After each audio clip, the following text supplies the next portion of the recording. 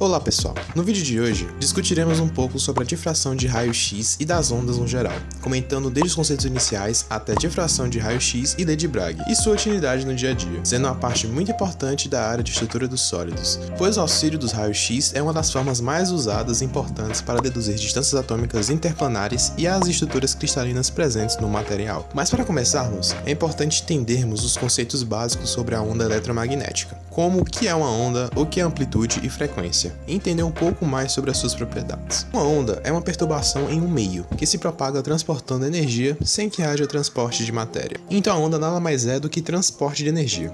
Para entendermos melhor, observe esse exemplo. Existe uma mola em que a ponta está fixa na parede e a outra ponta na mão de uma pessoa. Então a pessoa vai movimentar a sua mão de baixo para cima, ou seja, vai produzir uma perturbação. E essa perturbação vai se propagar da mão dela até a outra ponta da mola. Ou seja, quem está se propagando é a perturbação e não a mola. A mola não sai da mão dele em nenhum momento.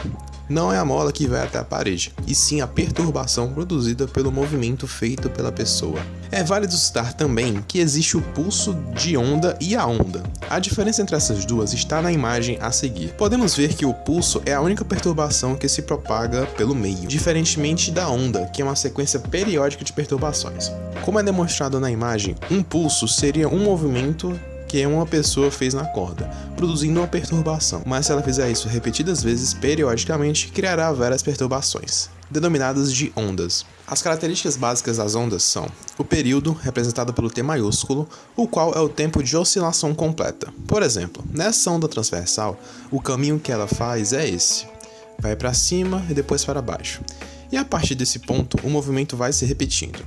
Logo, chamamos de período o tempo gasto para chegarmos deste ponto a esse ponto. Esse movimento é chamado justamente de oscilação completa. Logo, se ele demora 0,5 segundos para realizar o movimento, então o período será de 0,5 segundos.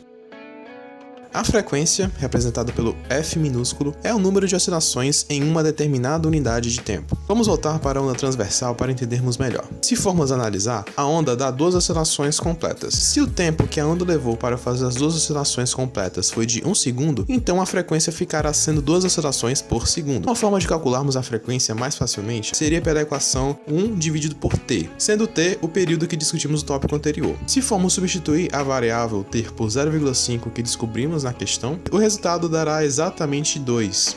E por último, o comprimento de onda, que é a distância percorrida pela onda em um período de tempo. Vamos voltar para a onda transversal. Como já sabemos, o período é o tempo que a onda leva para completar uma oscilação, mas o comprimento de onda é a distância percorrida em um determinado tempo. Ou seja, se o período começar aqui e terminar nesse ponto, o comprimento de onda é a distância entre esses dois pontos.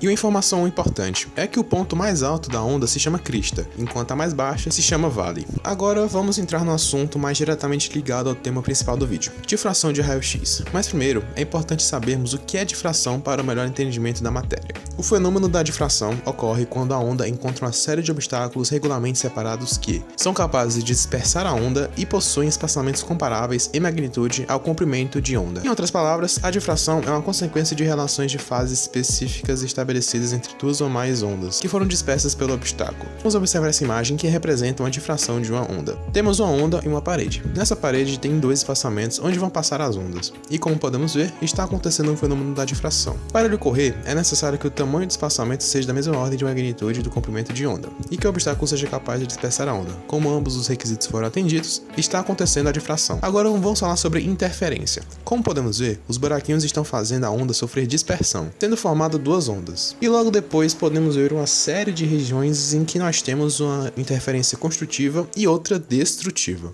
Nessas regiões aqui podemos ver a interferência construtiva e nessas outras a interferência destrutiva. Para entendermos de um jeito mais didático, vamos ver o desenho a seguir. Na primeira imagem, temos duas ondas em fase, ou seja, ambas têm o mesmo comprimento de onda, representado pela letra grega lambda, e a mesma amplitude, que é a distância entre a base do gráfico e a crista da onda. E se a crista de uma onda está em paralelo com a crista da outra, dizemos que as ondas estão em fase. E se a crista de uma estiver na mesma direção do vale da outra onda, aí não estaria em fase. Mas no primeiro caso, por ser duas ondas iguais, se formos somar elas, a soma formada terá amplitude de 2A. Já no caso 2, apesar da amplitude ser igual para as duas ondas, A direção da crista está na mesma direção do vale da outra onda, logo, ela é classificada como destrutiva, e no somatório dela daria tudo zero, logo a onda é nula. Vale ressaltar que os casos mostrados são extremos, dificilmente uma onda irá se anular completamente ou as duas ondas serão exatamente iguais e formarão uma onda com amplitude 2A. Normalmente teremos outros padrões, como ondas um pouco mais aleatórias. Agora vamos falar sobre a lei de Bragg e a difração de raio-x. A lei de Bragg é uma lei fundamental da difração de raio-x e de cristalografia. Ela foi formulada por William Henry Bragg e seu filho William Lawrence Bragg em 1913.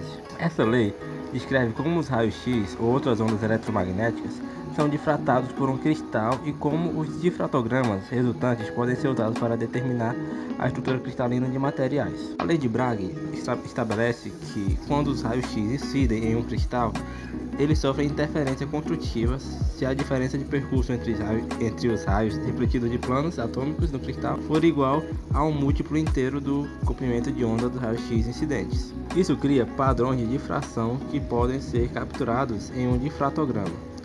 A partir das informações do difratograma, os cientistas podem determinar as distâncias interatômicas e a estrutura cristalina do material, o que é fundamental para entender as propriedades e o comportamento de substâncias sólidas. A lei de Bragg é uma ferramenta importante na pesquisa em química, física e ciências dos materiais, permitindo a análise de estruturas cristalinas.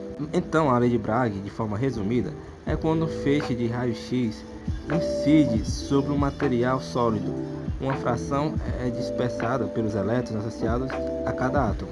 A difração de raio-x ocorre quando a diferença entre as trajetórias dos raios dispersados atende à lei de Bragg, relacionando o comprimento de onda dos raios-x, o espaçamento interatômico e o ângulo de difração. Se a lei de Bragg não for satisfeita, a interferência será não construtiva, ou então, outra forma de chamar seria uma interferência destrutiva. A distância entre planos de átomos adjacentes depende dos índices de Miller e do parâmetro de rede.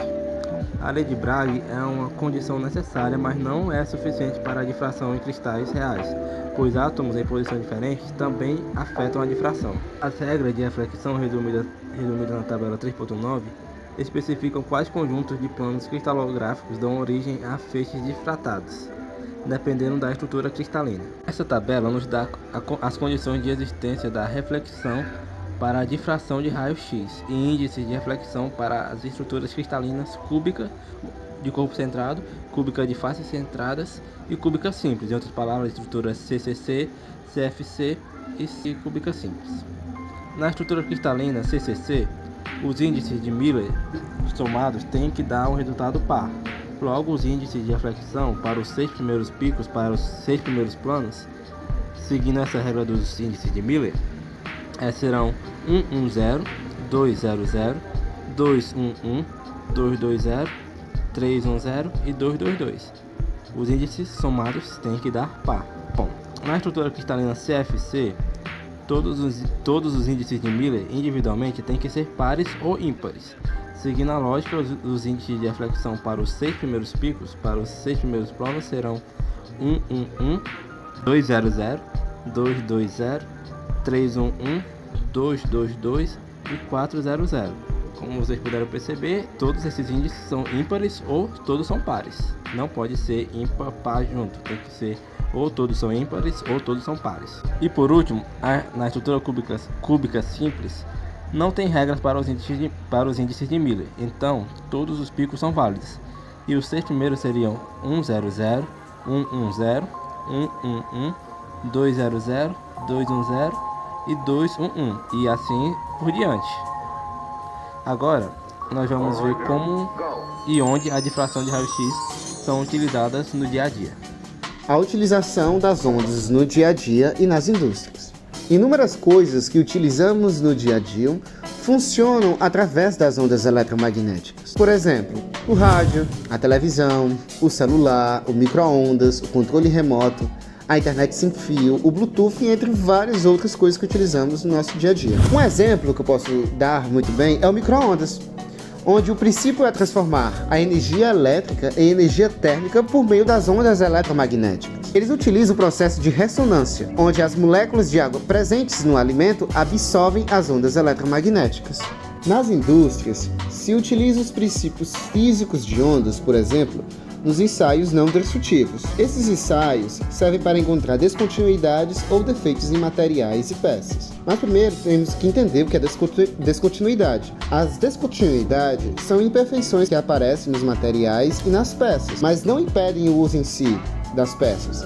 Já os defeitos impedem que os materiais sejam utilizados. Alguns ensaios não destrutivos utilizam ondas para os ensaios. Alguns exemplos são os de ultrassom, raio-x e termografia. Um exemplo é o ensaio não destrutivo de ultrassom, que é uma técnica capaz de identificar quaisquer descontinuidades internas presentes em uma peça por meio da reverberação de sons ou vibrações ultrassônicas. Como funciona?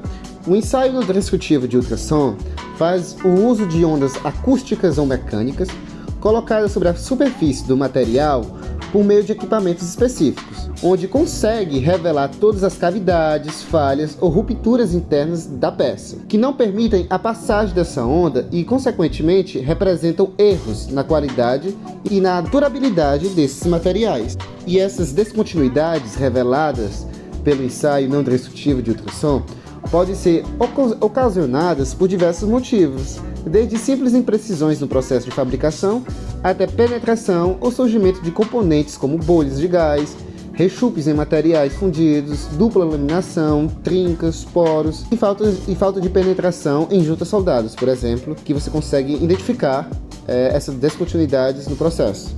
Outro exemplo de ensaio que utiliza propriedades de ondas é o ensaio não destrutivo de raio-x industrial, onde ele funciona utilizando as propriedades da radiação ionizante para produzir os filmes fotográficos. A radiação atravessa a solda, por exemplo, ou um equipamento que está sendo inspecionado e registra no filme os eventuais defeitos que o equipamento ou a solda pode ter. Entre esses defeitos que ele consegue encontrar são trincas, falta ou excesso de penetração, porosidade, inclusão de escória, entre outros.